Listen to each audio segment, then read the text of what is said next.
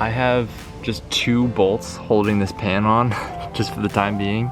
And when I was undoing the bolt dropped down and it fell right into one of these holes.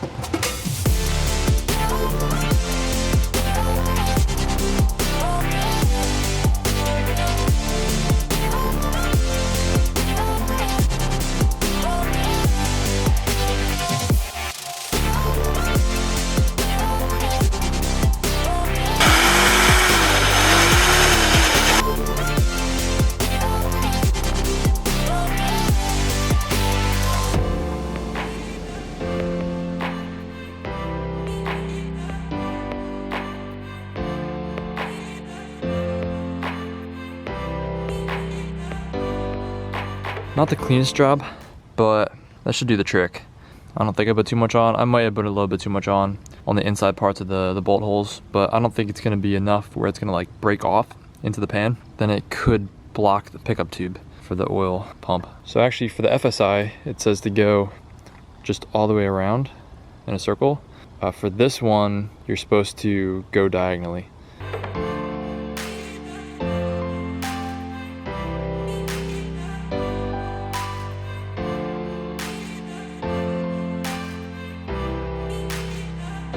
I got all 25 torqued down to 10 newton meters. There is some overlapping on that side, but that is because, holy shit, I may have not done that correctly. Did I mess that up? There's a lot that squeezed out the side, so I'm thinking maybe I put the sealant too close to the edge. Timing mark is down here right now, and it should be up there, so I have to turn it clockwise, bring it all the way back there, and at that point I should be able to stick that specialty tool in there to lock the crank. Alright, so I got the lines marked up, and it's actually pretty cool. It's gonna be hard to see on camera, but you can actually see the hole in the crank right through the hole, and I can see that it is lined up pretty well right now, so hopefully it goes in. Bam, got all 5 to 50, then got all 5 to their plus 90. So this thing is 100% ready to go.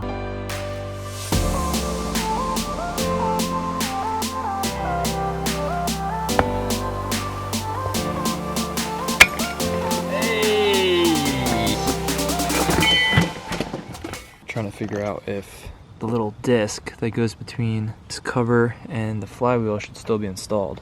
I'm talking about this one. So this is the one that was on this engine, and it was just sitting right there.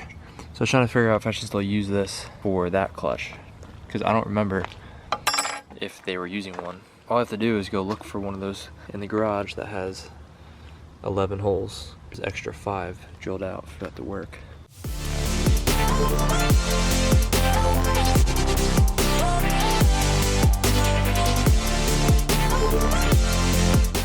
Okay, so I got that done.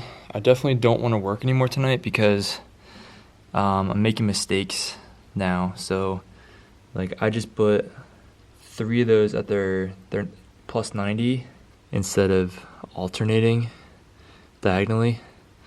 I just did 3 next to each other, so that wasn't good. If this was like the engine that I'm putting in like 6 months, the built one, I would probably be pretty concerned about that, and I'd take the flywheel bolts back out and redo the whole thing. But yeah, I'm not gonna worry about it on this one. Basically, I'm just gonna get the oh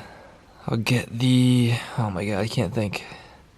Pressure plate. I'll get the pressure plate and the clutch on here, and I'll put a couple of those screws in place, and then I'll probably call it a night there. Alright guys, so my camera's about to die. Clutch alignment tool in there. I put probably just like 4. As you can see, as you tighten down these screws, it compresses the spring. So I don't know why that's important or why I said that, but I said it.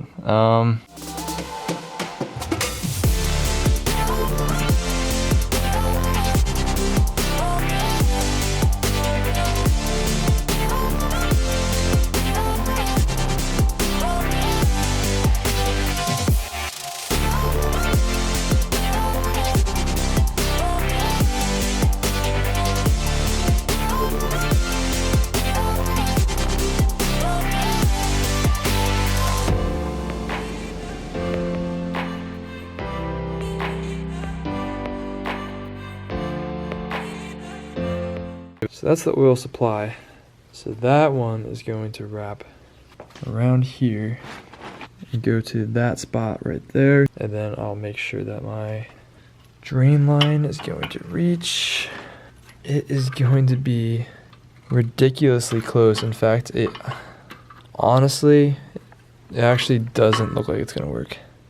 So that really sucks. But I may have to buy a longer hose, because the on the other one, the engine that came in the car, the upper oil pan was used for this fitting, and it was like right around here. So that would have fit easily. I didn't think that moving it down 2 inches would have made that big of a difference, but apparently I am sorely mistaken, because I really don't think this is gonna work. I mean, there's a very small chance I can maybe get that on there, but that's probably gonna stretch out this hose. It's probably gonna be in the way of like the bevel box or the axle or something. It would have worked perfectly for that spot right there if I was able to make that work, but I was not able to figure out a way to get that to work unless I could weld, in which case I could probably make that spot work. I'm talking about the spot where you can put the locking tool to lock the crank. Yeah, that sucks. That's one more thing I gotta figure out. So I got this piece off, but the hose is still firmly on this piece. So this is the first time I'm trying to get a hose out of an AN fitting.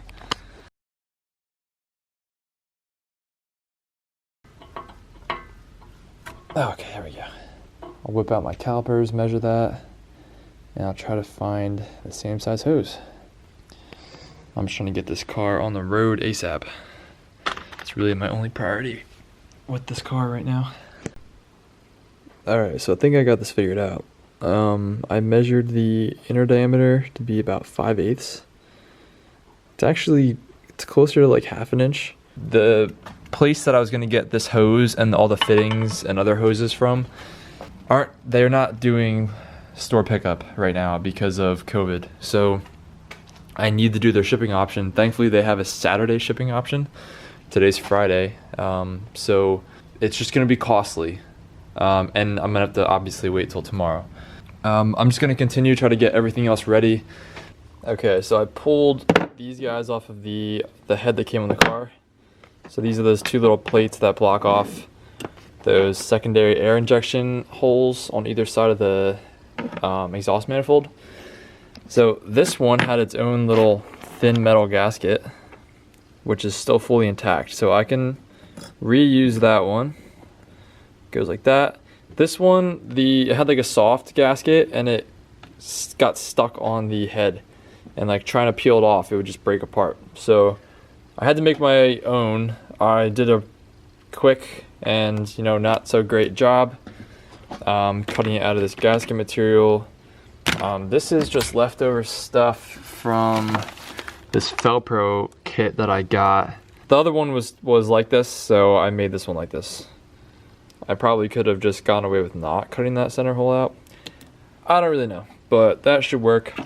I'm gonna go do a little test fit. All right, so I got that one torqued down, and I got that one torqued down, along with the little bracket piece that goes over top of it.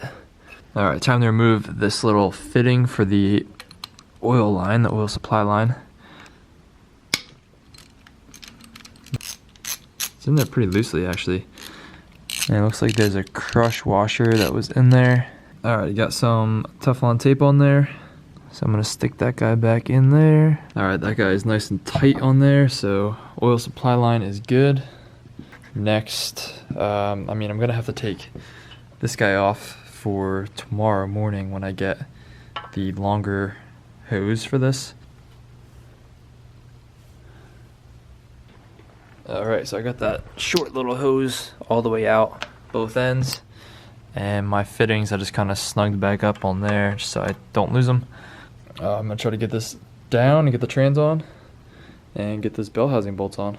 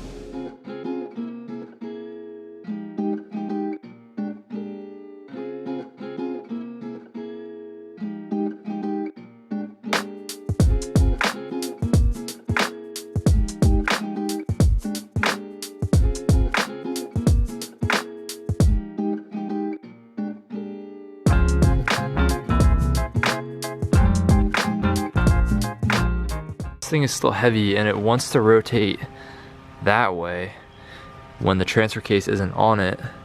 And unfortunately the transfer case can't be on it to get it onto this block.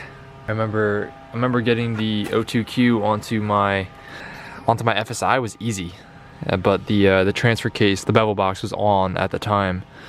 So I think the bevel box changes, I think it changes things a lot for the better. Oh, and my hoses and my hose fittings came today. So the Saturday shipping worked out for me, kind of, because holy shit, they charged me $100 to ship this stuff. Ugh, I regret it big time, because like the car is not gonna be ready for tomorrow anyway, so it was kind of a waste. Now I know for next time, no doing that quick shipping unless it's like 100% needed.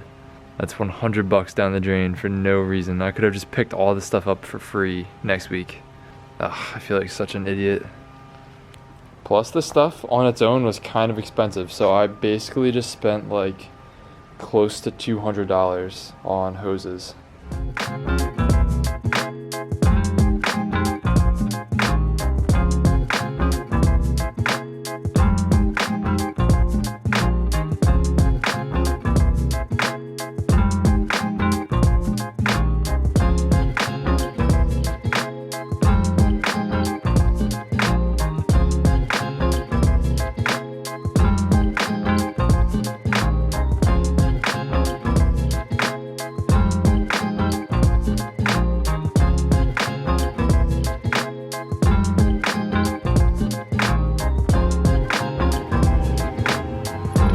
Ordered 10AN hose from Amazon because it was the quickest and cheapest way to get hose. Now if this isn't the right size hose, I'm gonna be pretty pissed off, but they did deliver it pretty early today. Ew, there's some nasty shit on there. What is that? Is that snot? Ugh. So this is this is supposed to be 10AN, yep, 5 feet. Hopefully this works. If this ends up not working, they did deliver it early enough in the day. I mean, it's only like 11:30 right now, where I could just make another order for the right size for tomorrow. So it was 1-day delivery technically. So I gotta take this guy off. So you gotta push the hose onto this part, the socket, and it is not easy. I had to stick it in this vise and wiggle and push really hard and twist this hose until it went in. Put it in a vise. I wanted to be careful not to crush this fitting though, so I didn't really crank down on it too hard with the vise. And then I just pushed and twisted this guy on. It took a lot of effort, especially because the ends were a little bit frayed. It is pretty much in there all the way. Video that I watched recommended that they recommend to back the hose out by about 1/8 to like a 1/16 to 1/8 of an inch, so that you leave a little bit of room to stick the hose end. This right here is the hose end. So this will go on next, and then it'll be ready to go. You gotta make sure that the hose doesn't back out. So however you can mark the hose to make sure that when you stick the hose end in and install that, it doesn't push the hose back out, because you want the hose to stay exactly where it is. I am struggling really hard. I'm pushing really hard inward, twisting it. Didn't even start on the threads yet. I don't know how the hell to get this started, but I'm gonna have to try pushing even harder. It's weird because it really seems like this hose is not even the right size, but I'm gonna keep on trying and hopefully I can get this thing to get started on the threads. Alright, well I'm pretty much out of patience with this. I've been pushing as hard as I possibly can and I can't get these threads to start at all. They are so unbelievably close. Like they are pretty much touching. And for some reason they just don't want to start. I'm out of patience and I'm completely out of strength, because like you have to grip this with all your strength and twist and push really hard, and it's just not happening. So I don't know what to do. I still got to do the other end as well. This is very frustrating actually.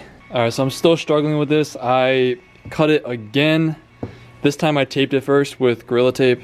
I'm tempted to just keep the tape on there so I can install it easily, but I know it's gonna mess up the fitment, so I'm gonna take the tape off.